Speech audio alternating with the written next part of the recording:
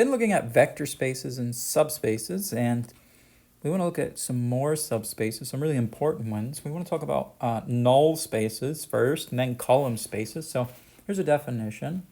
Let's say you have an m by n matrix. Let A be an m by n matrix. So be aware here, this is not necessarily square, right? You could have a different number of rows and columns, right? We're m by n. We're not in the square n by n territory necessarily. So the null space of A, and the way we write that, denoted for short, n, capital N, lowercase u, lowercase l, and then of A, so it's the null space of A. Null of A is the set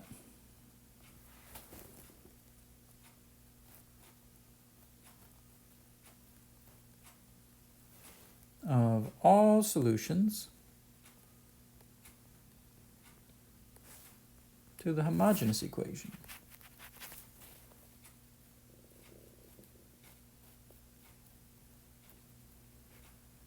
Ax equals 0.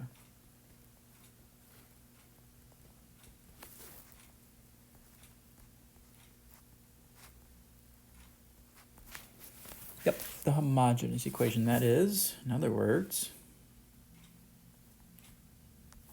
the null space of A, null of A, is defined to be equal to set of all vectors x in Rn, yes, Rn, as in Nathan, such that Ax equals 0.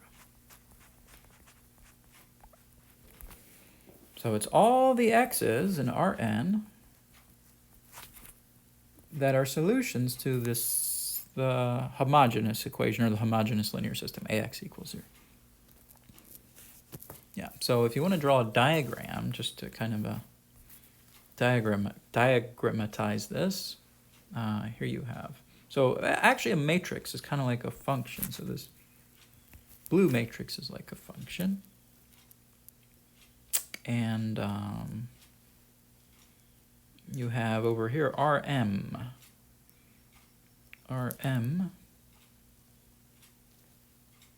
No, this is Rn rather. Rn.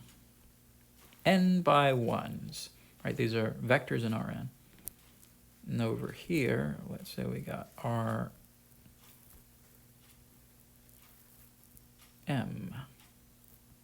These are m by 1s, or vectors in Rm. So A is like a function. A matrix is kind of like a function. So you plug in a vector x, and your output here, you want to get 0 for your output. So I want 0 over here. I want my output for this function to be 0. So I'm going to have to figure out, okay, what x's do I have to plug in here? So what x's here get plugged in? Now these are the x's that get plugged in here. Yeah. So those x's that get sent to the 0 vector in Rm are called your null space.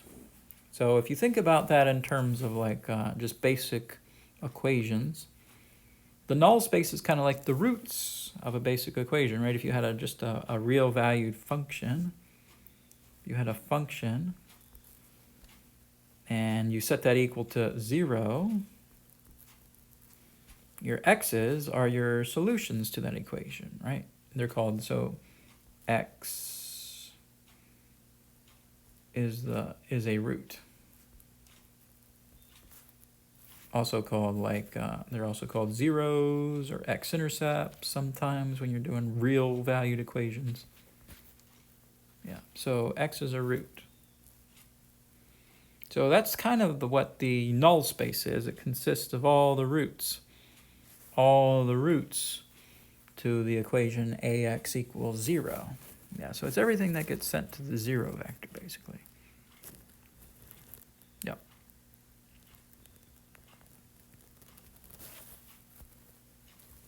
So what we'd like to do, we'd like to prove that the null space is a subspace.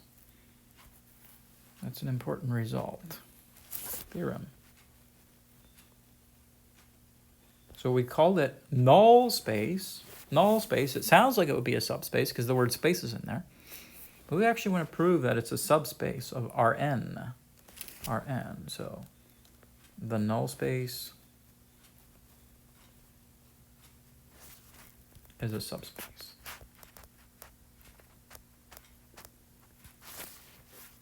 Okay, so let's say maybe you have a matrix. If A is an m by n matrix,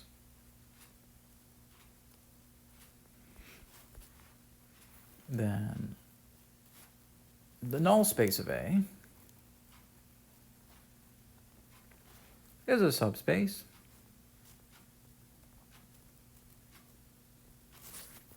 of Rn. So it's a vector space that lives inside of Rn. So yeah, if you look back at our diagram earlier, where we had this red here. So this is the null space back here. This is the null space of A. And the red, yep. So it's a subspace living inside of Rn. So we actually want to prove that. Proof.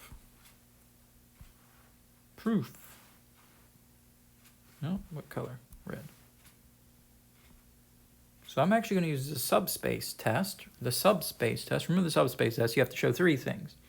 Zero vectors in there, sum of two vectors, arbitrary vectors is in there, a scalar multiple of a scalar and arbitrary vectors in there. So first of all, let's just say note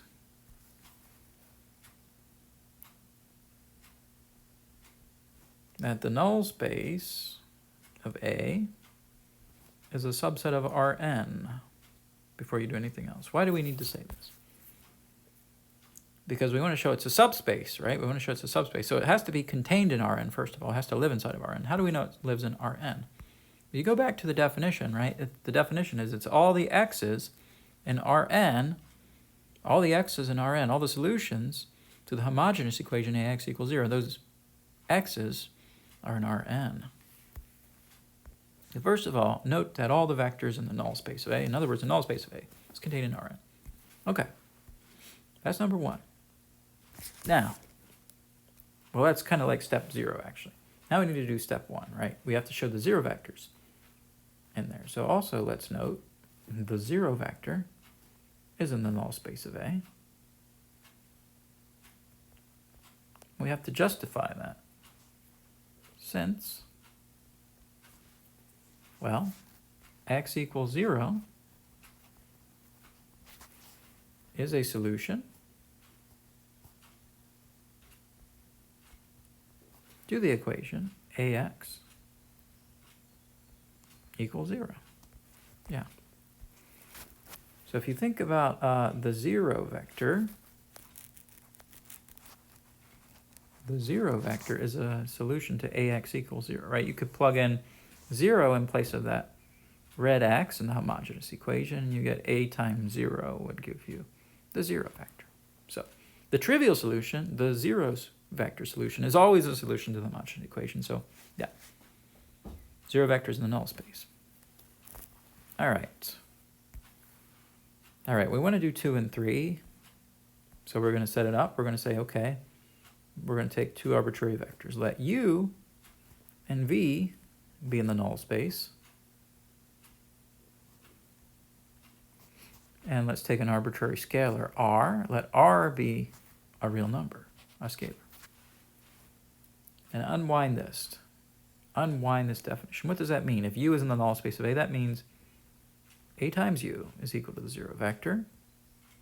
And what does that mean if V is in the null space? V is in the null space. That means A times V is equal to the 0 vector. Yeah. So again, U is in the null space means A times U gives you the 0 vector, and V is in the null space means A times V gives you the 0 vector. All right, so we're ready to go now. I'm ready to go. Okay, this is going to be step 2. We want to show that u plus v is in the null space, right? We want to get there. We want to somehow get to u plus v is in the null space. So I have to show that u plus v is a solution to the homogeneous equation. So I'm going to take a times, and somehow I want to get u plus v here.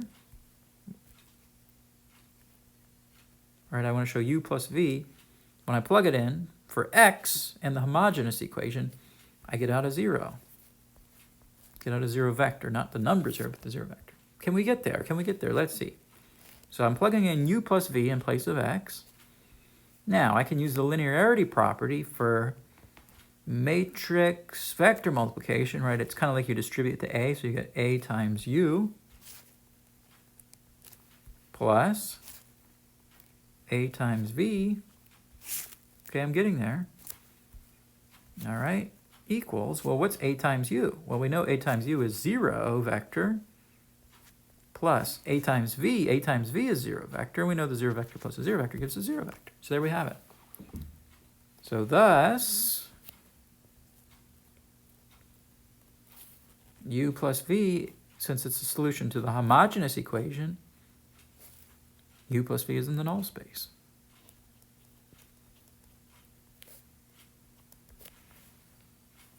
All right, there we have it. Ooh, that's the wrong n, right? You should make your n capital printed.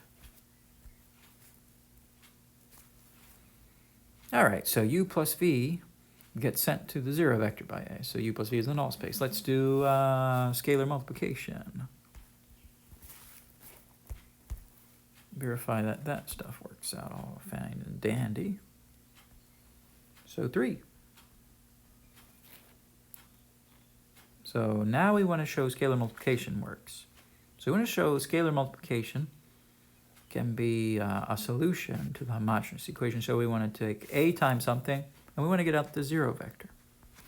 So we're going to plug in RU, right? RU here. We want RU to be in the null space. So in place of where the x would normally be, ax equals 0, we're going to put RU. And we have a linearity property. We did these way at the beginning of the semester, linearity properties. You can pull the R out front, right? Now you're going to have a times vector u.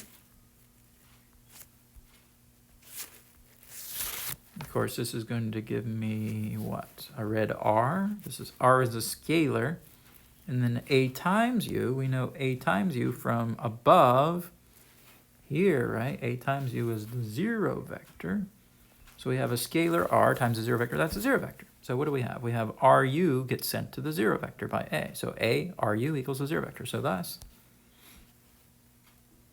oops, okay, I'll just write it in blue. Thus, now I'll go red. Ru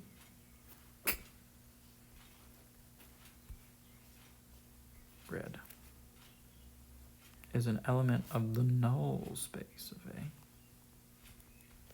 Okay, so we've proven the 3 criteria for the subspace test hold, the 0 vectors in the null space, the sum of 2 arbitrary vectors in the null space, the scalar multiple of an arbitrary vector and a scalar is in the null space. So thus, therefore, by the subspace test,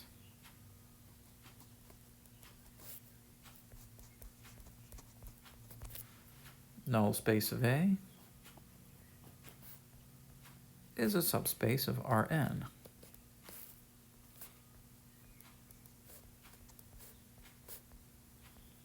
Yes, Rn.